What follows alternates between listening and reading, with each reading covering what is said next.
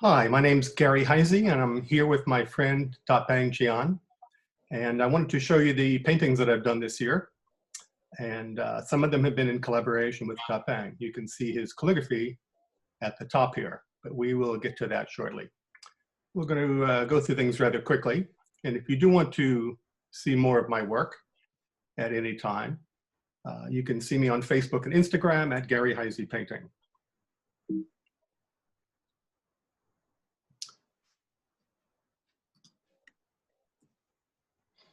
So this is a set of 4 seasons that I did actually last year in 2019, all the same size and all with the same approach of sort of an aerial view and working up a lot of textures on the paper themselves. This is springtime. I'm working entirely in Chinese ink and watercolor on various Chinese paper here throughout. You'll also see that throughout these paintings, I'm generally working in 2 different sizes. Here we are in summer as part of this series. So these are fairly large, 27 inches high by 18 across. And next is actually we'll see the set of 4 of them together in a moment. But I'll do work in half this size as well at 13.5 by 18. Here's a set of 4 seasons together. This was done actually the previous year, and this is about as large as I work. It's a full sheet of paper, 27 by 54, with just a few details showing in here. And you'll start to see in my work that I generally use a very limited color scheme or color palette per painting. Sometimes just black, sometimes just black ink on paper, sometimes a little bit of color added.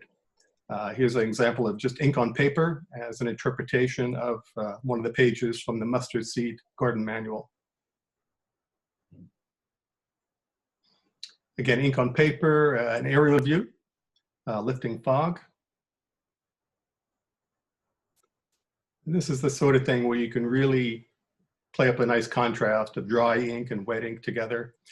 Here's just straight ink with just a little hint of color. Another ink painting, Passing Storm. I'm very fond of doing vertical landscapes, sort of in the Chinese mode. The distance just rises higher and higher on the painting itself. This is a little bit more of a Western view. Feet on the ground, March maples, a small and a larger version.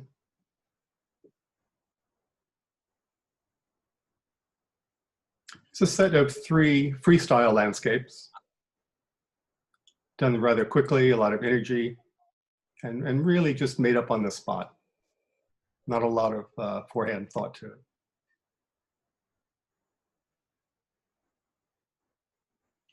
Similar way of working with the paper. It's a semi-sized paper in this case. Spring Hills, and I love that very early yellow-green of the early spring. Working up some different moods and different colors with this one. Raccoon Ridge, that's actually on the New Jersey-Pennsylvania border, overlooking the Delaware River.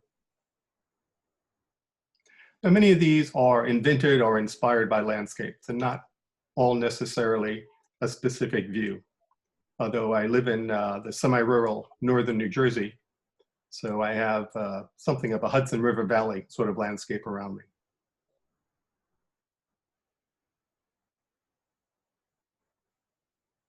Another freestyle mode working in here. Again, very early spring colors. You can see March, April, the different color tones changing. You get a little bit later into the spring and just that lovely richness of a hillside of pine trees. A few variations here. Again, very limited color palette on each one. Sometimes working warm and cool colors one against the other for shadows and light. Well, here's a good example right here. Adirondack Daybreak, again, a small and large version.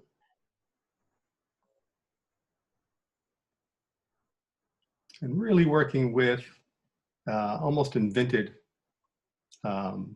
senses of light, you know, pushing what a natural sense of light might be, again, for an imaginary landscape. Rocky peaks rising up out of the mist and fog. You can see the color I'm using here. The Chinese watercolors can be used transparently, but also they can be rather thick, and they're almost can be completely opaque. So I'm using the two of those together. And something like this, it gets quite abstract, actually.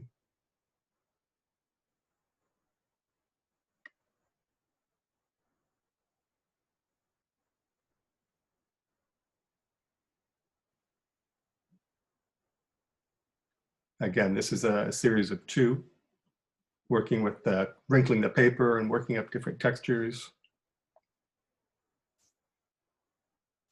This is on actually a double thick, what's called xuan paper. So rather absorbent.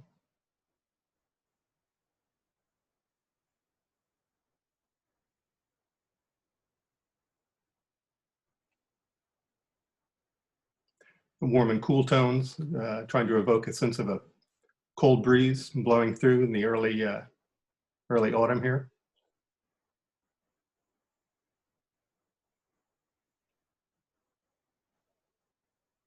Hudson Valley stream. Not too different in sort of landscape from my neighborhood and north of here. My wife and I do a lot of hiking up in this area. There's a lot of pitch pines and streams and rolling hills and a lot of rocks. At this point, I want to pause so that my friend Dapeng can say something about our collaborations here. I sent a few paintings up to Dapeng a few months ago with the idea that he could do some of his own calligraphy and we could collaborate in that way. Yeah, thank you, Gary, for the opportunity to collaborate. I really had lots of fun working on this project. So Gary sent me about 8 pieces of his work. In the end, we finalized 6.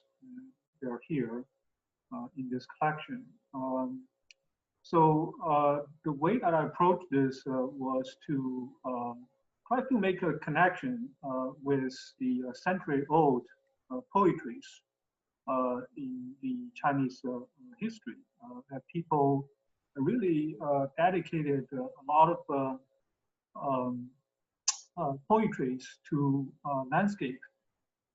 So you have this so-called landscape poetry genre that people dedicated a lot of time to write that.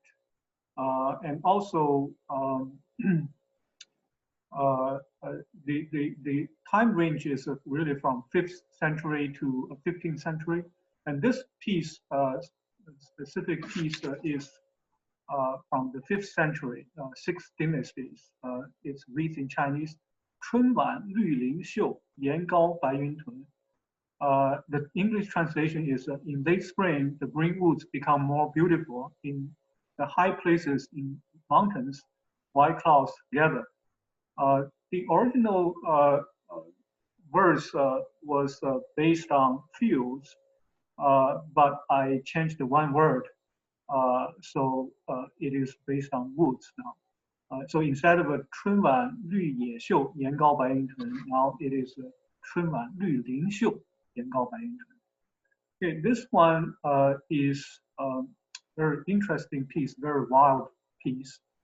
So I choose poetry based in the Ming Dynasty in about the 15th century. It reads, 心仪其日月，身已到蓬莱. I feel I've been riding in a carriage pulled by the sun and the moon, traveling through a dream world.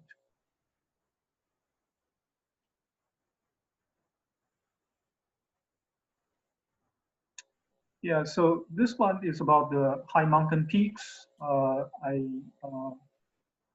choose poetry from the 5th century. 岭存耸一峰，遥瞻结其绝. High mountain peaks rise above, spectacular from afar. Clouds and mist, really focused on clouds and mist. It's poetry from 8th century Tang Dynasty. 白云回望河，青霭入看. This is a very famous one. Most people know this. Looking back, the white clouds close in behind me. When I entered the mist, they disappeared. Blue-black mountains. The poetry is from also from 8th century Tang Dynasty. 千里横带色，数峰出云间. Blue-black mountains stretch for thousands of miles. A sea of clouds dotted with mountain peaks. Thousand peaks, it's really a panoramic view of mountains. So the poetry is reads 千峰争船聚，万壑绝林立. It's also from Tang Dynasty, 8th century. 1,000 peaks jostle for position. 10,000 gorges reveal their splendor. This is one of my favorite collaborations that we put together. The composition and just the way it all tied together really, really thrilled me. Thank you, Dapeng. Thank you, Gary.